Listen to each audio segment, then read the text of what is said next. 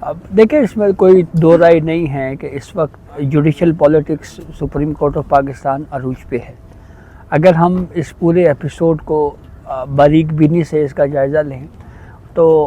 Supreme court میں justice منصور علی شاہ صاحب ہیں، سینئر جج سپریم کورٹ آف پاکستان تھے۔ قاضی فائز عیسیٰ کی ریٹائرمنٹ سے ایک ماہ قبل تک وہ چیف جسٹس آف پاکستان کے طور کے اوپر نیکسٹ چیف جسٹس جانے جاتے تھے۔ 26ویں ترمیم ہوتی ہے، justice Mansoor Ali Shah chief justice of Pakistan نہیں بنتے۔ پھر اس کے بعد معاملہ آتا ہے آئینی بینچز کا۔ آئینی بینچز بھی ایک بہت پاورفل ایک آپ کو سمجھ لیں کہ ایک بینچ ہے، اور جب آئینی بینچ میں ججز کی نومینیشنز کی باری آتی ہے تو جسٹس منصور علی شاہ صاحب وہاں سے بھی آؤٹ ہوتے ہیں۔ پھر اس کے بعد جو ججز اپوائنٹمنٹ کا پروسیس ہے اس پہ جسٹس منصور علی شاہ خود اوپن کورٹ میں یہ بات کر چکے ہیں کہ جو میں امیدوار نامزد کرتا ہوں اس کو صرف ایک ووٹ پڑتا ہے، باقیوں کو 11 ووٹ پڑتے ہیں، یعنی ان کے نامزد کردہ امیدوار کو جج بھی نہیں وہ بن رہے۔ تو یہ وہ سارے فیکٹس اور ساری کچھ چیزیں جو جسٹس منصور علی شاہ صاحب نے خود بتائی ہیں، اس سے ایک بات تو اسٹیبلش ہو رہی ہے کہ جسٹس منصور علی شاہ جو ہیں وہ 26ویں ترمیم کے متاثرہ تو ہیں۔ چیف جسٹس وہ نہیں بن سکے، آئینی بینچ میں وہ نہیں آئے، ججز کی اپوائنٹمنٹ کے اوپر انہوں نے شکوہ کر دیا ہے۔ تو اب اس صورتحال پہ انہوں نے ایک اس پورے بیک گراؤنڈ کے ساتھ ان کے سامنے ایک کیس آیا، اور وہ کسٹم ایکٹ کے کچھ وائریز تھی جو سندھ ہائی کورٹ میں چیلنج ہوئی، اس کے خلاف APR نے سپریم کورٹ میں اپیل کی۔ جیسے منصور علی شاہ کی سربراہی میں 3 رکنی بینچ نے یہ کہا کہ یہ کیس آئینی، جب یہ اعتراض ہوا کہ اس کیس کو آئینی بینچ میں بھیجا جائے تو جیسے منصور شاہ نے کہا کہ یہ کیس ہم کیوں نہیں سن سکتے اور کیوں اس کو آئینی بینچ کے سامنے بھیجا جائے۔ اس کے اوپر کویشچنز فریم ہوئے، معاملہ بھیج دیا گیا، نوٹس کر دیے گئے۔ نیکسٹ ہیئرنگ کے اوپر ایک جج صاحب چھٹیوں سے واپس آئے، ان کو ایڈ کیا گیا۔ جسٹس منصور علی شاہ صاحب نے کہا کہ ہمارا بینچ واپس کریں۔ 20 جنوری کو جب کیس سماعت کے لیے فکس ہوا تو اس سے پہلے کی ڈیولپمنٹ یہ ہوئی کہ ججز کمیٹی اجلاس کر کے، ایک ریگولر کمیٹی کا اجلاس اور پھر آئینی بینچ کی ججز کمیٹی کا اجلاس، دونوں اجلاسوں کے بعد اس کیس کو آئینی بینچ میں منتقل کر دیا گیا۔ جب منتقل کیا تو جسٹس منصور علی شاہ کی سربراہی میں بینچ نے کیس منتقل کرنے پہ توہین عدالت کی پروسیڈنگ شروع کر دی جوڈیشل رجسٹرار ہیں ایڈیشنل نذر عباس کے خلاف،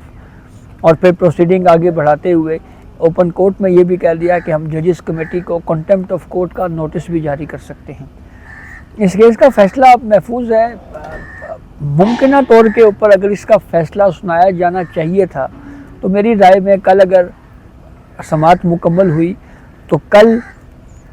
کسی بھی وقت یہ فیصلہ اوپن کورٹ میں شارٹ آرڈر سنا دیا جا سکتا تھا، لیکن نہیں سنایا گیا۔ آج جمعہ کا دن بھی گزر گیا، آج بھی نہیں سنایا گیا۔ اب کل ہفتہ ہے، ہفتے کو عام طور کے اوپر بینچز نہیں ہوتے، اتوار کو چھٹی ہوتی ہے۔ اور اسی دوران خبر ایک اور سامنے آئی کہ ایک انٹرا کورٹ اپیل فائل کی گئی نذر عباس کی جانب سے، جس میں شو کاز کو اپیل کے ذریعے سپریم کورٹ میں چیلنج کیا۔ اس کے اوپر 6 رکنی بڑا بینچ بنا دیا گیا ہے جسٹس جمال خان مندوخیل کی سربراہی میں۔ اس بینچ میں جسٹس محمد علی مظہر ہیں، جسٹس حسن اظہر رضوی ہیں، جسٹس اطہر من اللہ ہیں، جسٹس شاہد وحید ہیں اور جسٹس مسرت ہلالی ہیں۔ اب سوموار کو ایک طرف فیصلے کی ڈیٹ آف اناؤنسمنٹ ہوگی ممکنہ طور پہ، اور دوسری طرف یہ بینچ بیٹھے گا، تو اختلافات یا ود ان دی جوڈیشری جو ایک عدالت ایک فیصلہ کر رہی ہے، دوسرا کر رہی ہے، اختلافات تو ہمارے سامنے بہرحال بالکل سامنے نظر آ رہے ہیں۔ جسٹس منصور علی شاہ کی کورٹ کی اس پروسیڈنگ کو جو اس کے اوپر قانونی ماہرین کی جانب سے تنقید کی جا رہی ہے، وہ تنقید یہ ہے کہ سپریم کورٹ نے اپنے اختیارات سے آگے نکل کر اس کیس کو چلایا ہے، یعنی وہ معاملہ جو سپریم کورٹ کے پاس تھا ہی نہیں، سپریم کورٹ نے اس کے اوپر پروسیڈ کیا۔ دوسری اہم بات اس میں یہ ہے کہ اس پورے معاملے میں جیسے منصور علی شاہ ماضی میں جب کوئی اس طرح کا سوال 26ویں ترمیم کے حوالے کے بعد جب کوئی سوال آتا کہ یہ کیس آئینی بینچ میں بھیجا جائے تو جیسے منصور علی شاہ صاحب کا بینچ اس وقت کیسز ٹرانسفر کرتا رہا ہے، لیکن اب کی بار اچانک سے یہ فیصلہ ہوا کہ نہیں، اب ہمیں بتائیں کہ ہم اس کیس کو کیوں نہیں سن سکتے۔ تو یہ وہ کنٹروورسی ہے جو شدت اختیار کرتے کرتے جو ہے وہ اس نہج تک پہنچ چکی ہے۔ اطلاعات ویسے یہ بھی ہیں، کہا یہ جا رہا ہے کہ ود ان دی جوڈیشری اس معاملے کو حل کرنے کے لیے کوئی بات چیت یا ملاقاتوں کا بھی سلسلہ جو ہے وہ آگے چل کے شروع بھی ہو سکتا ہے، اور اس کے اوپر کیا کامیابی ہو سکتی ہے اس کے اوپر کمنٹ کرنا تو قبل از وقت ہے، لیکن سابق چیف جسٹس قاضی فائز عیسیٰ صاحب کے دور میں یہ کوشش ہوئی تھی، لیکن اس وقت بھی یہ کوشش جو ہے وہ کوئی بہت زیادہ کامیاب نہیں ہو سکی۔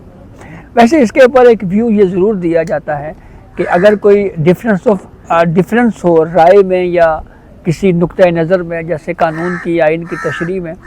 تو اس پہ عدلیہ کی آزادی کے حوالے سے اس پہلو کو ہمیشہ مد نظر رکھا جاتا ہے، اور کہا جاتا ہے کہ یہ ججوں کا کوئی آپس کا کوئی کسی پلاٹ کا یا کسی گھر کی کوئی بٹوارے کا مسئلہ تو نہیں ہے، یہ تو انڈرسٹینڈنگ کا ایشو ہے کہ آئین و قانون کا معاملہ ہے۔ تو اب لیٹس سی دیکھیں اس معاملے پہ کیا ہوتا ہے، لیکن ایک چیز بہرحال نظر آ رہی ہے کہ اس کیس میں جس سے منصور علی شاہ صاحب نے جس انداز میں ان کے بینچ نے اس کیس کو پروسیڈ کیا،